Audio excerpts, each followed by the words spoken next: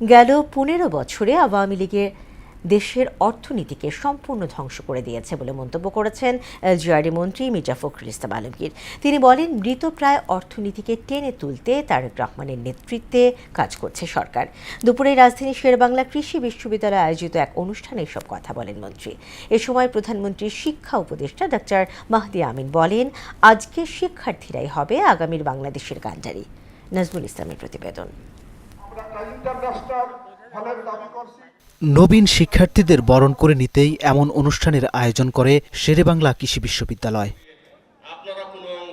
অনুষ্ঠানে প্রধানমন্ত্রীর শিক্ষা উপদেষ্টা মাহদি আমিন বলেন, আজকের শিক্ষার্থীরাই আগামীর বাংলাদেশের কর্ণধার হয়ে গড়ে উঠবে। তাই রাষ্ট্র পরিচালনায় তরুণদের চিন্তা, উদ্ভাবন ও আকাঙ্ক্ষাকে সর্বোচ্চ গুরুত্ব দিতে হবে। বর্তমান নির্বাচিত সরকার বিশ্বাস করে আগামীর বাংলাদেশের কাণ্ডারি আমাদের শিক্ষার্থীরা। আমাদের মূল উদ্দেশ্য রাষ্ট্র পরিচালনায় যেন আমাদের তারুণ্যের যে আকাঙ্ক্ষা, তারুণ্যের যে প্রত্যাশা, সেটা প্রতিফলন ঘটে। প্রধান অতিথির বক্তব্যে এলজিআরডি মন্ত্রী মির্জা ফখরুল ইসলাম আলমগীর বলেন, প্রায় ২০ কোটি মানুষের খাদ্য নিরাপত্তা নিশ্চিত করাই বর্তমান সরকারের প্রধান চ্যালেঞ্জ, যা মোকাবেলায় কৃষিখাত সংশ্লিষ্টদের নিতে হবে বড় দায়িত্ব।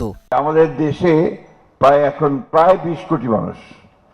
এই ২০ কোটি মানুষের খাদ্য নিরাপত্তা যে চ্যালেঞ্জ, ফুড সিকিউরিটি যে চ্যালেঞ্জ, সেটা মোকাবেলা করা একটা বড় ব্যাপার। কৃষিতে যারা কাজ করেন, এরা আমার কাছে মনে হয় যে বাংলাদেশের সর্বশ্রেষ্ঠ মানুষ তারাই। আওয়ামী শাসনামলে দেশের ভঙ্গুর অর্থনীতির চিত্র তুলে ধরে তিনি বলেন, গেল ১৫ বছরে রাষ্ট্রীয় প্রতিষ্ঠানগুলো ক্ষতিগ্রস্ত হয়েছে। এসব প্রতিষ্ঠান পুনর্গঠন ও অর্থনীতিকে শক্তিশালী করাই বর্তমান সরকারের দায়িত্ব। আমরা দীর্ঘ ১৫ বছর, লাস্ট 15 ইয়ার্স, আমাদের ইকোনমিটা একদম র্যাভিশ, ধ্বংসপ্রাপ্ত হয়েছে, একেবারে ভেঙে দিয়েছে, চুরমার করে দিয়েছে। এখন এটাকে নতুন করে গড়ে তোলা খুব বড় চ্যালেঞ্জের। নেতিবাচক ধারা পরিহার করে দেশ ও মানুষের কল্যাণে সবাইকে ইতিবাচক ও জনমুখী রাজনীতি করার আহ্বানও জানান ফখরুল ইসলাম আলমগীর। দেশের কল্যাণের জন্য, মানুষের কল্যাণের জন্য, রাষ্ট্রের কল্যাণের জন্য। নাজমুল ইসলাম, মোহনা সংবাদ, ঢাকা।